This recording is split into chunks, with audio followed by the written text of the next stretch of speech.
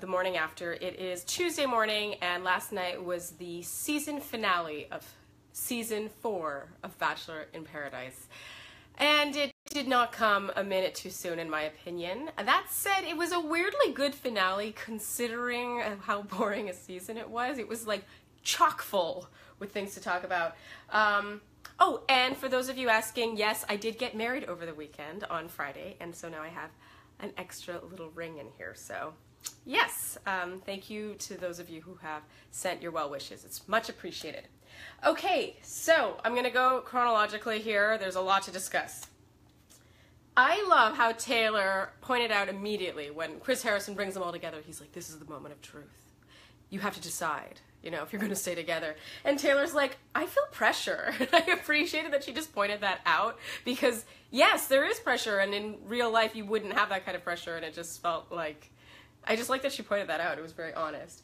And Kristen made me laugh. She said, you know, when Jack Stone pulled her aside, he's like, I want to leave here hand in hand, hand in hand, hand in hand. He kept saying that. And she was like, fantasy suite, couple or nothing. Like, I can't. She was like, why is it all or nothing? Like, I can't deal with it. And honestly, her reaction to that made me wonder if he's a little delusional because she saw him as an acquaintance with whom she had spoken about the weather, and he saw himself one day marrying her. So that was an interesting, I don't know whether he's playing that up for the cameras, who knows. I love Raven a lot. I think she's so smart, and she's just thoughtful, and I like the things she values in a partner, and she values things that I think should be valued. That it's easy. This is something that always gets me going with people. I just don't understand why people think that relationships need work or that someone needs fixing. It's like, it really is easy when it's right, and it's I really appreciated that she saw that. And Dean. So Delos, you know, clearly wants to leave with him, and he's like, no, I still have Christina. And then, this is what bothers me. It's like, if you really loved Christina, you simply never would have done what you did to her. That's just fact. Like, you know, even if someone else came along who is super hot and you really, really were interested in physically, like, I just don't think if you truly loved Christina that he would have thrown Christina by the wayside the way he did. And I can't help but wonder if he just wants what he can't have. It's hard to not think of that. Anyway, D-Lo takes it amazingly. She's such a class act. I love that she said, I know what I have to offer someone, and if they don't see that and want to pursue it with me, then I'm not going to waste my time either. So what's not to like about that? Let's see. It was actually comical how skimmed over the Dominique, Diggy, Jamie love triangle was. I'm pretty sure it all happened under the same cabana. It was first Dominique, Diggy, and then Dominique left, and then it's like they were like waiting in the wings to like usher Jamie over to sit down in the same cabana and have the same conversation but it was not, it was the other way around. Anyway, it was just so, it was like, okay, let's get this, let's keep it moving. Let's see, where am I? Taylor and Derek. Oh, during the fantasy suite.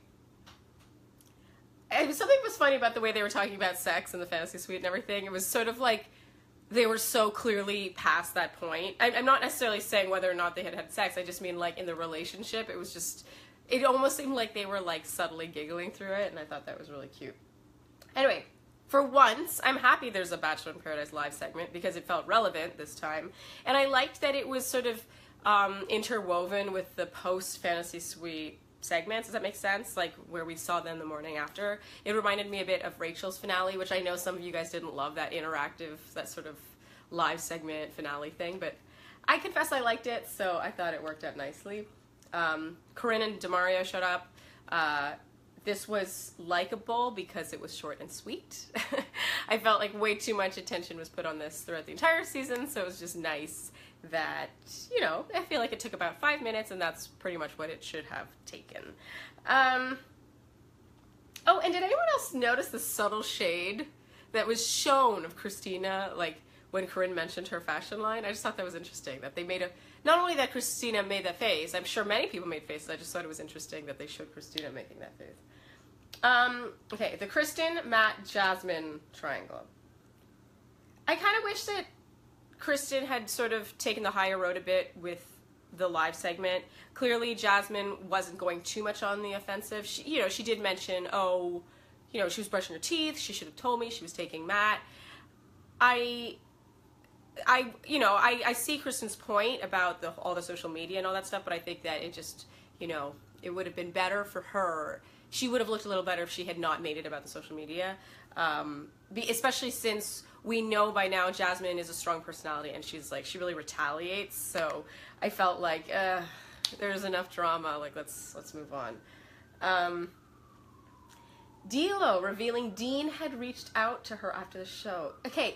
Can I ask you guys, is there something I'm not getting? Like, I get Dean is good looking, and I'm sure he's very smart and cool or something. Like, I just don't understand why these two unbelievably gorgeous women who have so much going for them continue to entertain this guy who clearly cannot make up his mind, and the fact that he cannot make up his mind means that he's not worth their serious consideration. If they just want to muck around with him, then that's great, but I don't really get that vibe. I feel like they both are like legitimately interested in him. So I have to assume that for them to still have the degree of heart they clearly have for him, that he's unbelievably charismatic and handsome in person or something. Like I just don't think I don't get it through the TV. I just don't understand why they, yeah.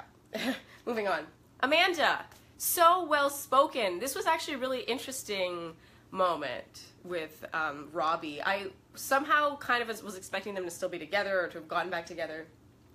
And I appreciate that since Amanda is something of an omnipresent figure in Paradise, Amanda's around a lot, but I often find her too quiet for my liking. Like I'm wondering what she's thinking. I want her opinion on things. Because I feel like she's witnessing so much. So I really liked that she voiced her opinions. I like that she called out Robbie for a photo where it looked like he was making out with another girl, and it didn't feel aggressive. It just felt honest. Like she said, when he said no, I wasn't. She said, okay, I wasn't there. If you tell me you were making out with her, I believe you. It was just very classy. It was, it was just perfectly done. She came out looking great, I thought. Lacey and Daniel, oh my god, we have so much to discuss. Suddenly, so much is coming to a head. Lacey and Daniel is obviously caught in his web of lies. This is not so surprising. But what I loved about this, obviously it's not nice to see Lacey, all upset. But she finally called him out and just sort of, she was quick and sharp. Like I thought she was quite funny. And my favorite thing is that she just showed that she's worth more than that. And considering for most of the season, there was a vibe of like, this is a harsh word to use, but there was a vibe of desperation, like her really, really, really, really, really wanting to find someone. And so it was just sort of nice that at the end of all this, there was a good arc of her being like, oh, I found someone, and he ended up being a dick, and so like, F you. And it was just kind of a nice arc. Let's see, Raven and Adam, cute. I really like them together, and there's a charm to Raven's own surprise about this relationship. Like, she could see she's a little, like, reticent to just sort of be all smiles, but you can tell she's, like, quite happy inside. I love watching Raven. I think she's very interesting to watch, and like I said, I think she values the right things. So I have faith in this couple. And finally, Taylor and Derek, so cute. They're so cute. I love how their connection isn't only about physicality or their attraction or their chemistry.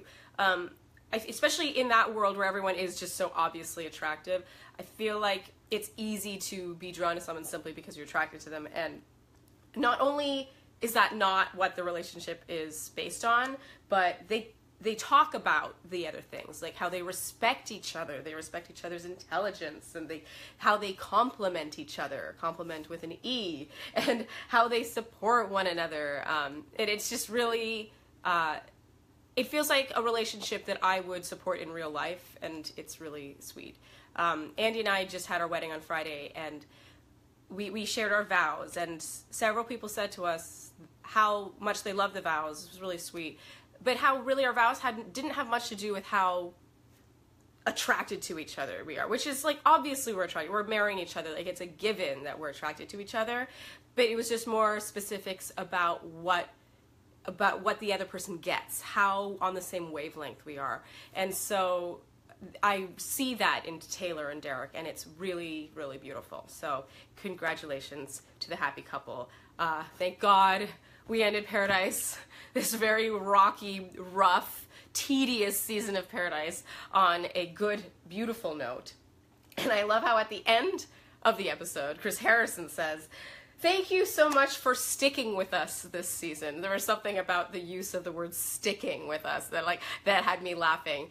And so to pay that forward to you, my lovely, lovely readers and viewers, thank you for sticking with me this season. This has been a rough one. So I will get to your questions quickly. At Sarah Tremblay asks, "Do you think either of the remaining two couples will actually make it? It's a little ridiculous, in my opinion, that marriage is the end goal in Paradise." I agree and disagree. I agree that it is... I think marriage at the end of any of these shows is a little ridiculous if you haven't spent QT together in the real world. That said, I've never been on Paradise myself, as you guys know, but I've spoken to enough people who have to know that the time you spend together on Paradise is far more substantial and quality than the time you would spend together on The Bachelor or Bachelorette. So I'm not saying two wrongs make it right, that marriage at the end of both makes it somehow okay, but I do think it's actually somehow more okay that marriage be at the end of Paradise than at the end of Bachelor or Bachelorette, if that makes sense. Next question at... Oh, that is it. I do not know how to pronounce that. Aishaninath. I'm sure I'm saying that wrong. I'm sorry. "Do you buy that Kristen was genuinely okay with being called scallop fingers?" I don't. I'm a little on the fence about this. I don't think she should have been okay with it, actually. I thought the thing she should have been more okay with was the whole social media thing. Like, it wasn't that surprising, but I felt like the scallop fingers thing really came out of left field and was sort of uncalled for. So that was actually the thing.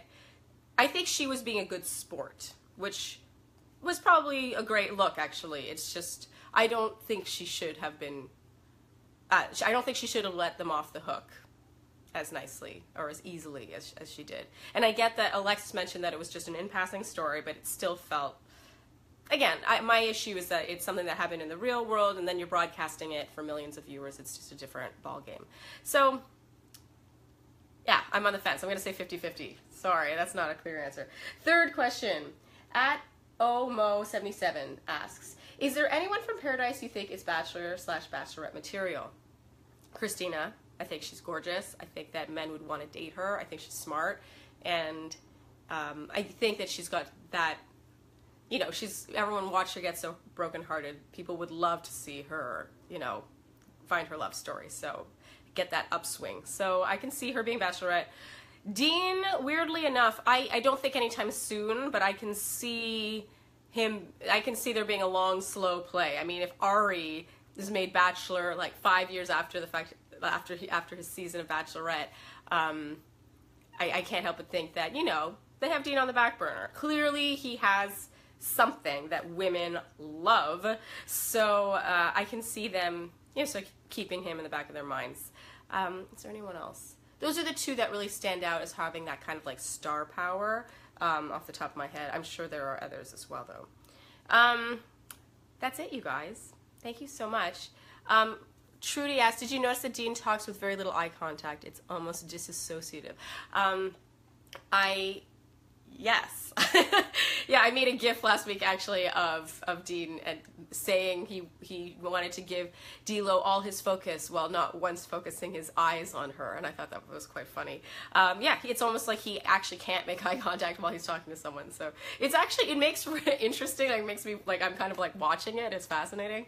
But yes, moving on. Paradise is over, you guys. Thank you so much for following along with me. Be sure to check out my Flair recap. And for you Canadians, Bachelor Canada Season 3 starts up October 11th, and I will be doing this whole shebang again, so recapping for Flair and doing the videos. So be sure to, we have a month off of Bachelor, and then we're going to get started again. You guys know how much I love the Canadian franchise. I think it's very It's got a little different spin on it that I like a lot. So yeah, be sure to tune in a month, and thank you guys again for sticking with me this season.